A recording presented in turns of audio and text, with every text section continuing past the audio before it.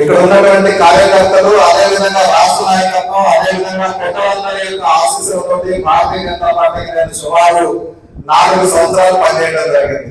ఇందాక సోదరుడు కోటేశ్వర అనేక విషయాలు మీ దృష్టికి తీసుకొచ్చారు. మొదటి నుంచి మనం చెప్తా ఉంది ఏంటంటే భారతీయ జనతా పార్టీలో అంచెలంచెలుగా ఎదగడానికి అవకాశం ఉన్నటువంటి పార్టీ, అతి సామాన్యులు కూడా జాతీయ అధ్యక్షుడిగా ఎదగలిగినటువంటి పార్టీ ఉందంటే అది కేవలం భారతీయ జనతా పార్టీ.